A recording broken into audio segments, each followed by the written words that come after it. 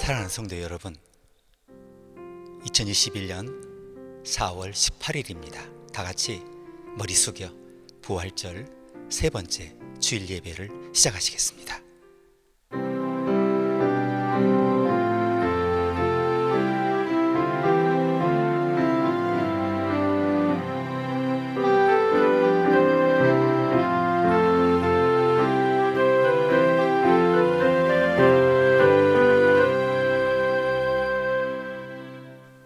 사랑하는 아버지, 한 주를 지나온 동안에 주를 사랑하고 주 뜻을 행하면 불행이 우리 문을 두드리지 못할 것이니 내일 일을 염려하지 말며 주 안에서 쉬면 평강을 얻으리라고 말씀해 주시니 감사합니다. 주께서 우리를 도우시며 우리 소원을 이루어 주심으로 고요히 흐르는 강 같은 평화가 우리를 자극하는 모든 것을 깨끗이 쓸어가게 하시니 감사합니다. 아무 흔들림 없이 영혼의 문지방을 넘을 수 없다고 하셨으니 오늘도 기도가 열매 맺지 못하는 것 같아도 지속하게 해주십시오. 지쳐 있으면 하나님의 능력을 나타내기 어려우니 주 능력을 붙잡고 우리를 최선의 상태로 관리하게 해주십시오. 다가오는 주간에 우리 모든 찰나의 생각들이 응답받고 우리 모든 소망이 채워지고 우리 모든 행동이 쓰임받아 하나님의 기쁨이 되고 하나님 나라의 완전한 보람이 되게 해주십시오. 예수님의 이름으로 기도합니다. 아멘. 다 같이 찬송하시겠습니다.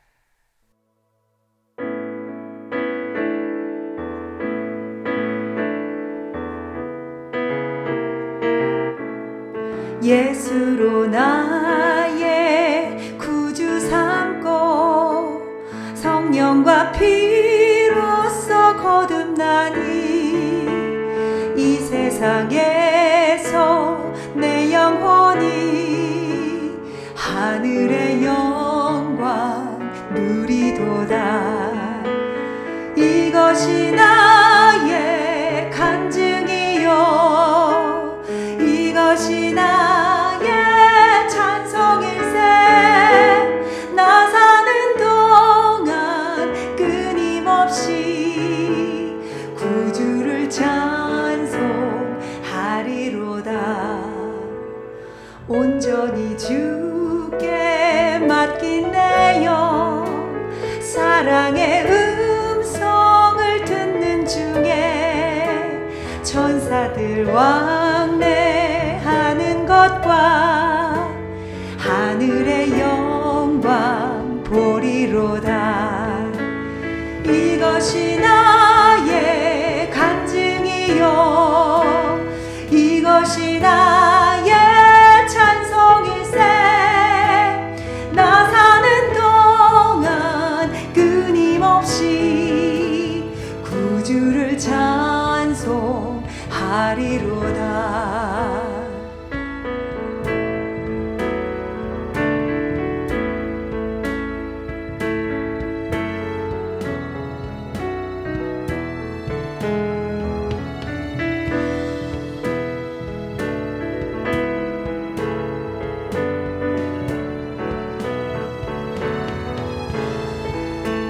주 안에 기쁨 누림으로 마음의 풍랑이 잔잔하니 세상과 나는 간 곳 없고 구속한 주만 보이도다.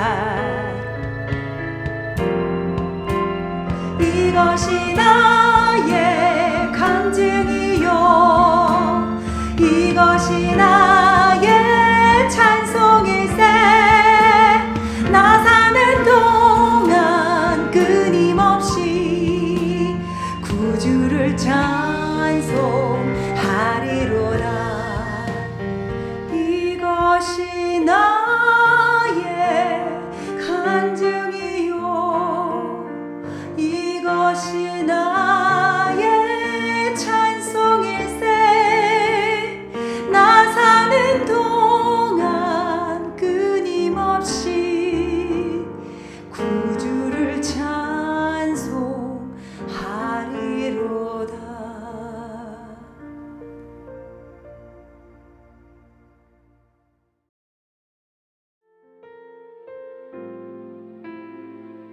사랑하는 하나님 아버지, 새봄을 맞이하여 겨울 내 죽은 것처럼 보였던 나무와 풀들에서 푸른 잎과 꽃들이 피어나듯 부활의 주님을 바라보며 나의 죄와 연약함을 이겨내게 하시고 10년간 삶에 희망의 새순이 돋아나게 하신 것 감사합니다. 이 소망을 우리 일상에서 매일 매순간 누리게 하여 주십시오.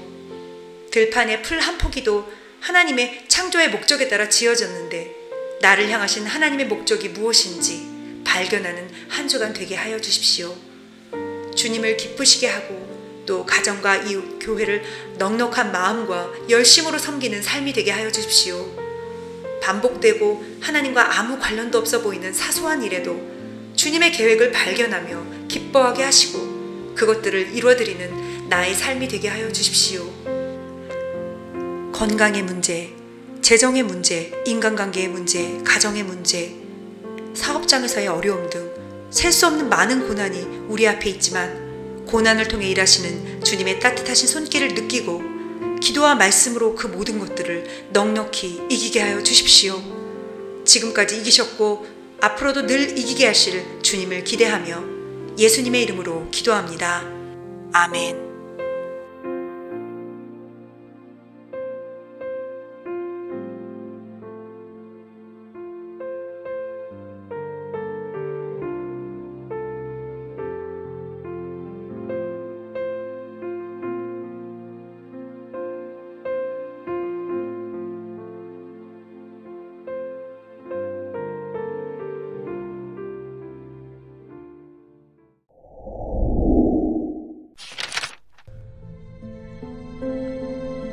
사울이 주의 제자들에 대하여 여전히 위협과 살기가 등등하여 대제사장에게 가서 다메섹 여러 회당에 가져갈 공문을 청하니 이는 만일 그 도를 따르는 사람을 만나면 남녀를 막론하고 결박하여 예루살렘으로 잡아오려 함이라.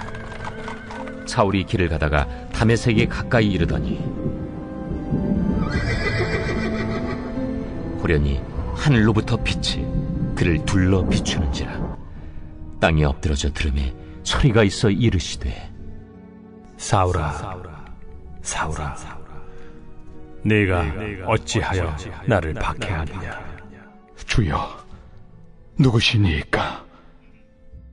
나는 네가 박해하는 예수라.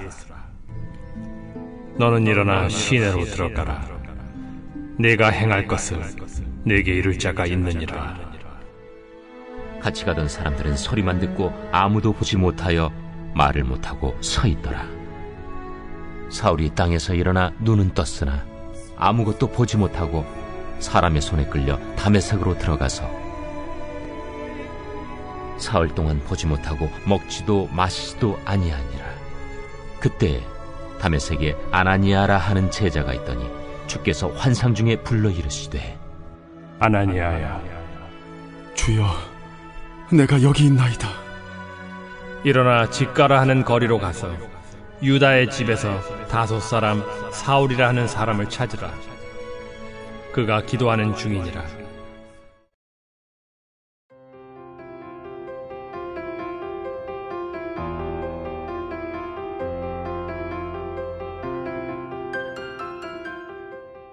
사도 바울은 어떤 특별한 종류의 권위를 가지고 있었죠. 오늘날 교회에서 많은 신학자들, 목회자들이 혹은 평신도들이 얼마나 그의 말씀을 면밀히 연구하는지를 보면 그 권위를 알 수가 있습니다. 그러나 원래 그에게는 우리 크리스찬의 등에 식은땀이 흐르게 하는 그런 아주 나쁜 권위가 있었어요. 아시는 대로 그는 개종하기 전에 사울이라는 이름으로 불렸고 특히 크리스찬들이 가장 두려워하는 사람이었습니다. 사울은 예수의 제자들을 박해하는 것을 그의 기쁨 혹은 그의 보람으로 삼았습니다.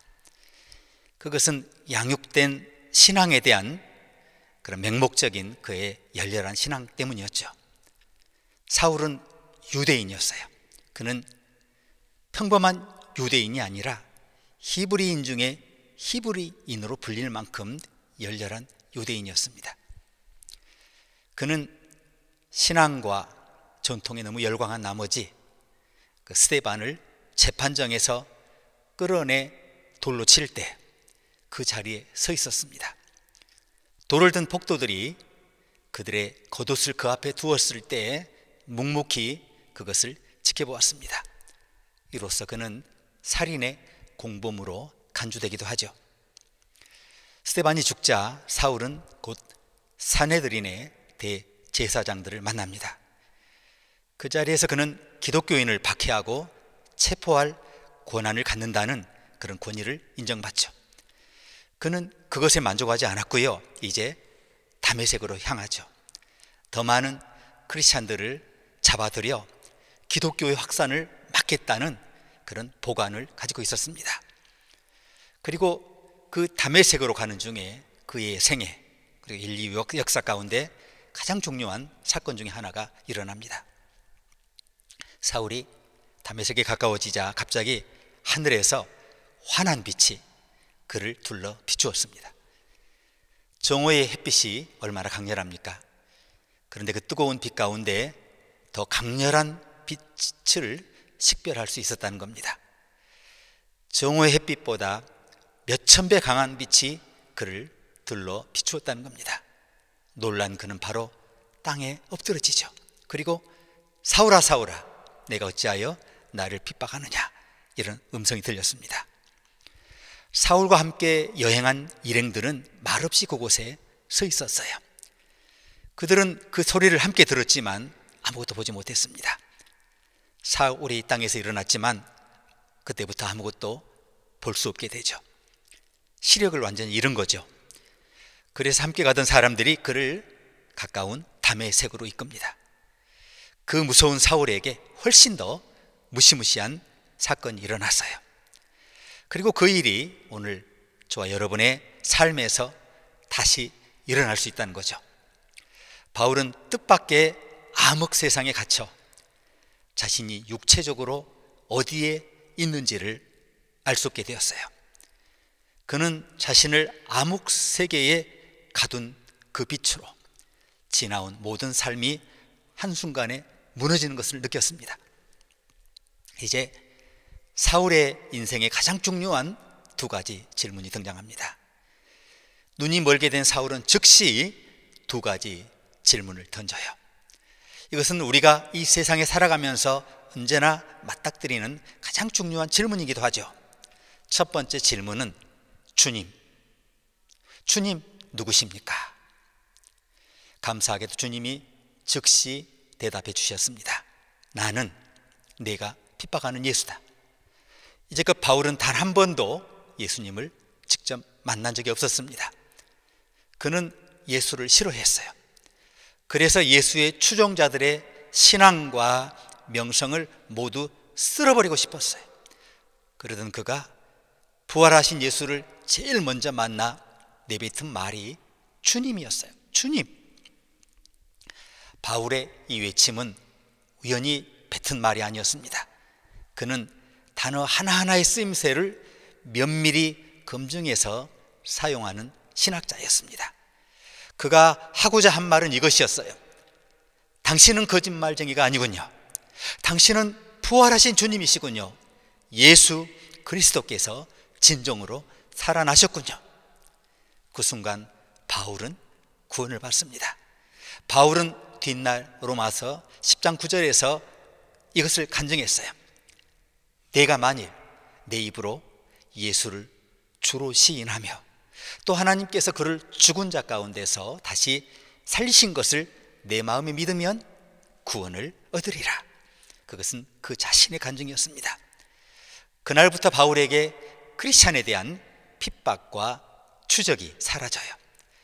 바울에게 주님은 그때부터 그의 빛, 그의 사랑이 되었고 무엇보다 그의 주님으로 확증되었어요.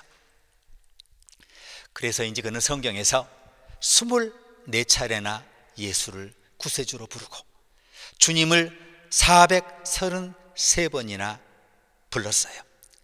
사람이 어쩌면 한순간에 그렇게 극적으로 변화될 수 있습니까? 바울을 바꾼 것은 처녀에게 태어나신 독생자 예수가 아니었어요. 바울을 변화시킨 것은 십자가에 처형되신 그리스도조차 아니었어요. 바울을 변화시킨 것은 가장 먼저 부활하신 주님이었습니다. 부활하신 주님을 만난 순간 그는 하나님, 예수님, 교회관에서 그의 마음을 완전히 바꾸었어요. 예수께서 그에게 나는 내가 핍박하는 예수다고 말씀하셨을 때 그는 처음에는 마음속으로 이렇게 항의했을 거예요.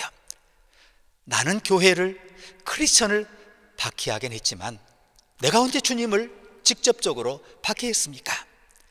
그러나 주님이 바울의 마음을 읽으시고 말씀해 주셨습니다. 너는 분명히 나를 핍박했다. 왜냐하면 교회는 나의 몸이고 나는 교회의 머리이기 때문이다. 저는 저와 여러분이 이 말을 깊게 새겨듣기를 원합니다. 하나님의 진리의 빛을 보고 성령이 우리 안에 불타오르기 시작하면 저와 여러분은 더 이상 예수와 교회를 분리하지 않게 돼요. 저와 여러분이 교회를 섬길 때 우리는 예수님을 섬기는 거예요. 저와 여러분이 교회를 격려할 때 우리는 예수님을 격려하는 것입니다.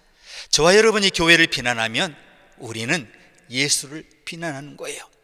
저와 여러분이 교회를 사랑하면 우리는 주님을 사랑하는 것입니다. 그것은 우리가 하나님의 진리의 빛을 볼 때 언제나 일어나는 일입니다. 당신은 누구십니까? 이 인격적인 질문 후에 바울은 주님에게 실제적인 질문을 던져요. 주님, 당신은 제가 무엇을 하기 원하십니까? 제가 주님을 위해서 뭘 했으면 좋겠습니까? 그러자 주님이 그에게 일어나 성 안으로 들어가라고 하셨어요. 그러면 내가 해야 될 일을 알게 될 것이다 라고 말씀하셨습니다. 이 말은 바울이 이후 생애 가운데 매일 주님께 묻는 질문이 됐어요. 주님, 당신은 오늘 제가 무엇을 하기를 원하십니까? 하나님께서는 예수님을 우주의 보좌에 두셨어요. 이제 바울은 자신의 마음의 보좌 안에 그분을 두게 됩니다.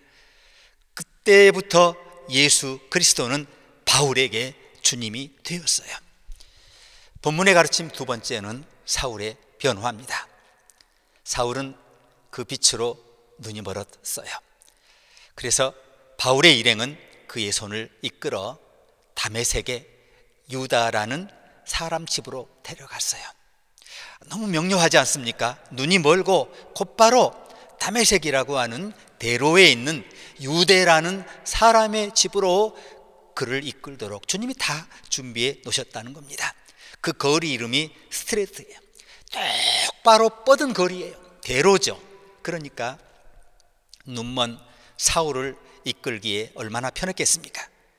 자, 그때 하나님께서 아나니아라는 제자에게 너는 지금 곧바로 그 직가 스트레이트라는 거리의 유다의 집에 가서 누워있는 사울의 머리에 손을 얹어라. 그리고 그의 눈을 뜨게 하라고 말씀했어요. 그때 아나니아는 기도하고 있었습니다. 그러나 그는 이렇게 항의했을 수 있어요. 주님, 저는 이 폭도의 머리 위에 손을 얹고 싶지 않아요. 주님, 오늘 제가 몸살이 있어요. 정말 움직이기 어렵습니다. 대신 다른 사람을 보내주세요. 설령 아나니아가 그렇게 행동했을지라도 우리는 그를 비난할 수 없을 거예요. 우리는 갈라디아에서 바울이 실제로 그 당시 어떤 사람이었는지를 읽을 수 있어요. 갈라디아서 1장 13절. 나는 하나님의 교회를 몹시 핍박하였고 또 아주 없애버리려고 하였다. 아나니아가 원래 바울을 만났더라면 그는 물론이고 그와 그의 친구와 가족들 모두 바울에게 붙잡혀 투옥되거나 살해당했을 것입니다. 그러나 아나니아는 사울이 교회에 대해서 한 비행을 다 알고 있었지만 예수께서 사울에게 행하신 기적은 아직 모르고 있었어요. 그래서 아나니아는 사울에게 손을 얹고 형제 사울아, 주 곧 내가 오는 길에서 나타내시던 예수께서 나를 보내어 너로 다시 보게 하시고 성령으로 충만하게 하신다고 말해 주었어요. 여기서 아나니아는 사울에게 성령으로 충만하게 하시려고 자신을 보내셨다라고 설명해 줍니다. 다시 말해 그 자리에서 아나니아는 주님의 명령에 따라 사울에게 성령 세례를 베푼 거예요. 바울은 부활하신 예수에게서 빛을 보았어요. 그리고 영적 시력을 얻었어요. 그리고 이제 아나니아를 통해서 하나님의 능력을 받았어요. 우리는 바울이 그때부터 성령 충만한 사람이 된 것을 확신할 수 있게 됩니다. 그때부터 바울은 사랑의 사도가 되고요, 즉시 그가 변화된 것입니다. 오늘 본문의 가르침 마지막은 사울의 계명에 관한 것입니다. 다메섹에서 그리스도를 만난 사건이 있은 지 얼마 뒤에 사울은 이름을 바울로 바꿉니다. 히브리어 이름인 사울은 요청한다 혹은 기도한다를 의미합니다. 고대 이스라엘 사람들이 하나님께 왕을 구했음을 기억하시죠? 사무엘의 시대에 하나님은 그들의 요청대로 왕을 주셨어요. 그의 이름을 기억하시죠? 그 왕의 이름이 사울이었습니다. 사울은 이스라엘 백성에게 요청하고 기도한 결과, 이스라엘 백성이 요청하고 기도한 결과 받은 응답이었죠. 의심할 여지 없이 이 신약 성경의 사울은 구약의 사울과 마찬가지로 베냐민 지파 사람이었기 때문에 이 첫 번째 이스라엘 왕의 이름을 따서 그의 부모가 사울이라고 이름을 지어 주었을 것입니다. 사울 왕에게 한 가지 잘못이 있었는데 그는 쉽게 실망하는 사람이었죠. 그는 자존감이 너무 강하고 권력을 지키는 데 필사적이었어요. 자신보다 더 인기 있는 사람을 용납하지 못하는 지독한 열등감에 시달렸죠. 그는 다윗을 죽이기 위해 10년 동안이나 뒤를 쫓아요. 사울이라는 이름에서 보듯이 요청하고 기도하는 것만으로 신앙이 완성되지 않는다는 것을 우리는 배웁니다. 신약 성경의 사울도 처음에는 구약의 사울 왕처럼 유대인 율법을 집행하는 권세와 권위에 매우 거만한 사람이었어요. 그래서 사울은 그리스도를 만난 후에 자신의 이름을 바꾸기로 결정합니다. 그 새 이름은 너무나 이전과 달랐어요. 라틴어 이름인 바울은 작은을 의미해요. 사도가 이런 식으로 자신을 알리기로 한 것은 그가 그리스도를 만났을 때 그 엄청난 영적 충격을 받았기 때문입니다. 한때 자신이 큰 사람이라고 우쭐하던 사울은 그리스도를 만난 뒤에 자신을 작은 사람으로 식별하기 시작합니다. 이제 그는 자신의 명성과 권위를 예수 그리스도의 뜻과 영광에 맡기기로 합니다. 사울은 원래 큰 포부를 가진 사람이었죠. 언제나 다른 사람들에게 분노를 표출하는 사람이기도 했어요. 그리스도께서 그 같은 사울을 낮추시고 그에게 새 이름 바울을 주셨어요. 아이러니하게도 그는 사도 중 가장 작은 사람이 된 후 그리스도 이후에 그리스도 말고 가장 영향력 있는 첫 번째 사람이 되었어요. 그러나 아쉽게도 우리 대부분은 사도 바울과 같은 극적인 체험을 하기가 어려워요. 왜냐하면 하나님은 우리 각자의 필요와 경험에 따라 각기 다른 방법으로 역사하시기 때문이죠. 하나님께서는 그러나 주를 보려는 사람들에게 지금도 표징을 주셔요. 듣고자 하는 사람들에게 말씀해 주시죠. 그것이 그분의 본성이에요. 그는 우리 각자에게 관심이 있어요. 그는 저와 여러분이 그분의 걸작이 되기를 원하고 계세요. 우리가 계속해서 삶에서 난파하고 좌절하고 있다면 그것은 그분의 마음을 아프게 하는 것입니다. 따라서 우리 평생에 그를 듣고자 하면, 보고자 하면 그분은 언제나 말씀해 주신다는 겁니다. 프랜시스라는 젊은이가 있었어요. 그는 자신의 삶에서 하나님의 경고 신호를 무시했어요. 프랜시스는 신부가 되려고 했죠. 그러나 의사인 그의 아버지는 아들 역시 의사가 되기를 원했습니다. 그러나 프랜시스의 진정한 열정은 시인이 되는 것이었어요. 그는 아버지의 것을 감추고 있었어요. 그의 20대 초반에 그의 어머니가 갑자기 돌아가셨어요. 프랜시스의 꿈은 그때부터 무너졌어요. 의대 시험에 합격하지 못한 그는 런던으로 가서 불황자 그리고 아편 중독자가 되었어요. 그러나 무언가가 계속 그의 생애를 끌어당기고 있었어요. 어느 날 밤 그는 가로등 아래에 선 채로 희미한 불빛 아래에 자기 그 간단한 메모지에 몇 가지 간단한 시를 적어서 편집자에게 보냈어요. 자, 그런데 그 편집자는 6개월 동안 그의 더러운 그 메모지를 무시했어요. 그러던 어느 날 그들 중 한 명이 그의 글을 읽고 천재의 표식을 알아차렸어요. 편집자들은 그를 찾기 위해 노력하지 않았어요. 그러나 그들은 그의 시를 출판했어요. 자, 어느 날 그는 길거리를 다니다가 자기 시가 실린 그 책을 발견했어요. 그리고 편집자를 찾았어요. 편집자들은 이 불황아를 런던의 잘 믿는 어느 크리스찬 가정에 보냈어요. 그는 교회 학교에 입학했어요. 나중에 그는 기독교 문학에서 가장 유명한 시인 중에 한 사람이 되고 저 유명한 시 천국의 사냥개를 쓰게 됩니다. 그는 시편 23편에서 나의 평생의 선하심과 인자하심이 정녕 나를 따르리니 이 말씀에 큰 감동을 받고요. 자, 그 말씀을 자기 생애에 적용하면서 그는 이런 시를 쓰게 돼요. 나는 밤낮으로 그에게서 도망쳤다. 나는 여러 해의 아치 아래로 그에게서 도망쳤다. 바로 천국의 사냥개 시의 한 부분입니다. 그리고 그가 믿는 하나님을 추격을 포기하지 않는 위대한 사냥개에 비유했습니다. 하나님은 우리 각자의 삶의 자리에서 우리 각자에게 말씀하고 계세요. 그분은 사방에 그분의 사랑의 증거를 두고 계십니다. 그는 우리의 삶이 비뚤어질 때 경고 신호를 보내십니다.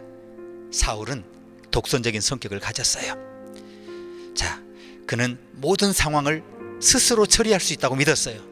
그런 그가 눈이 멀고 자신이 무력하다는 것을 알게 된 것이 얼마나 놀라운 일입니까? 하나님은 바울을 너무나 효과적으로 다루셨습니다.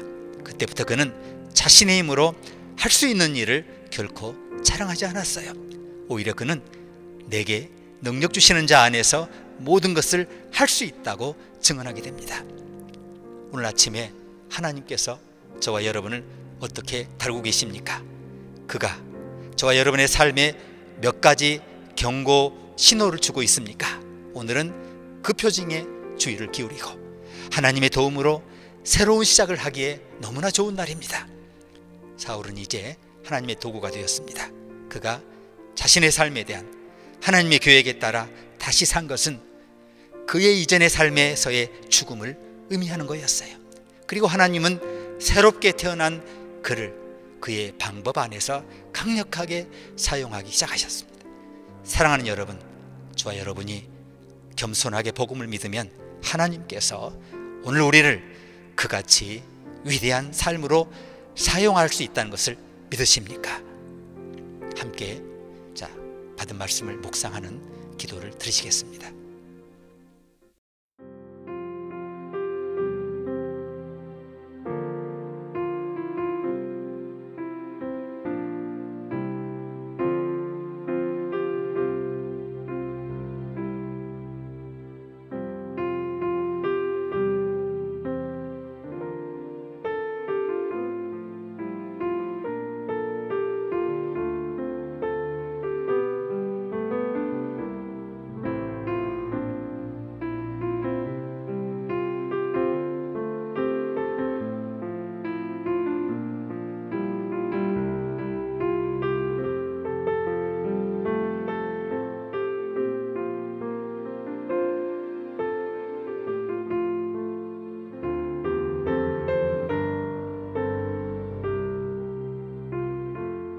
하나님 아버지, 세상에서 큰 자 의인 사울이 하나님을 만나고 죄인 바울이 되고 세상에서 가장 미천한 자, 죄인 중에 계수 만삭되지 못하여 난 자 사랑으로 변화되며 그가 위대한 사역을 행한 것을 배우게 하시니 감사합니다. 오늘 우리가 주의 영광의 빛 안에 들어가길 원합니다.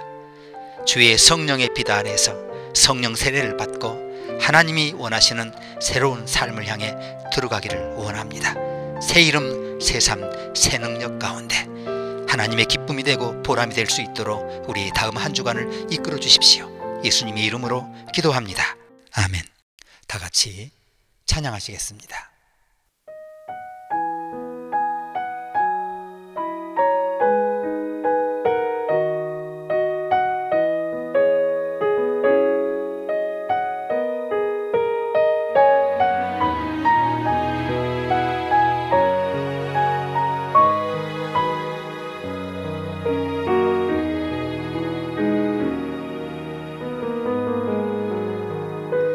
난 지극히 작은 자 죄인 중에 괴수 무익한 날 부르셔서 간절한 기대와 소망 부끄럽지 않게 십자가 전케 하셨네. 어디든지 가리라 주 위에 서라면 나는 전하리 그 십자가. 내 몸에 밴 십자가 그 보혈의 향기 온 세상 채울 때까지 살아도 주를 위해 죽어도 주를 위해 사나 죽으나 난 주의 것. 십자가의 능력 십자가의 소망 내 안에 주만 사시는 것. 난 지극히 작은 자 죄인 중에 괴수 무익한 날 부르셔서 간절한 기대와 소망 부끄럽지 않게 십자가 전케 하셨네.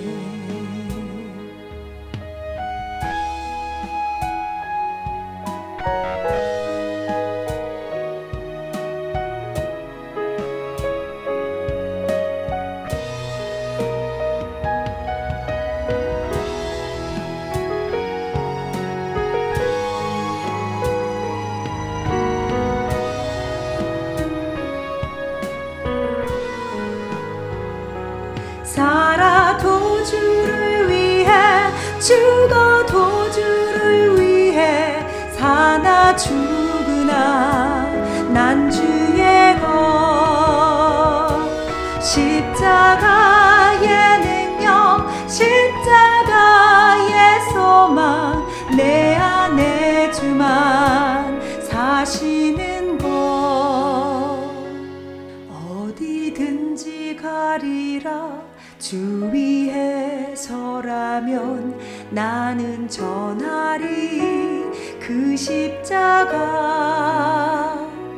내 몸에 밴 십자가 그 보혈의 향기 온 세상 채울 때까지 내 사랑 나의 십자가.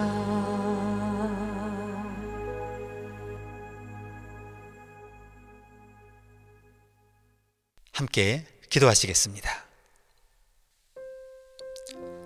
우리가 일시적으로 높아지는 것이 아니라 나날이 분투하는 삶을 지속하게 해주십시오. 우연히 변화산에 오르기보다 광야 벌판에서 날마다 주의 뜻에 순종하는 삶을 살게 해주십시오. 모든 작은 것들의 주님이요 하찮은 일까지 다스리시는 하나님의 계획을 신뢰하게 해주십시오. 우리의 작고 보잘것없는 순간들이 모여 하나님의 형상으로 드러나게 해주십시오. 이 길을 마치기까지 사랑과 신뢰로 삶의 두려움과 근심과 초조함을 녹이게 해주십시오. 이제 모든 두려움과 부질없는 공상을 딛고 일어나 영원한 기쁨 안으로 들어오라 하시며 우리 모든 상처와 영혼의 나음을 허락하시고 지난 실패의 기억, 고통스러운 충격과 삶의 삐걱거림, 모든 결점을 잊고 참된 소망이요 영혼의 기쁨이요 우리가 도달해야 할 항구를 향해 달려오라 손짓하시는 성부, 성자, 성령 삼일체 하나님의 사랑과 은혜와 교통하심이 영원하신 하나님의 계획에 따라 이전 삶에서 죽고 이제 다시 살아나 오직 주님의 목적, 주님의 영광, 주님의 기쁨이 되는 삶을 살아드리기도 하지만은 주의 종, 주의 자녀 모두에게 이제와 영원히 함께하기를 축원합니다. 아멘.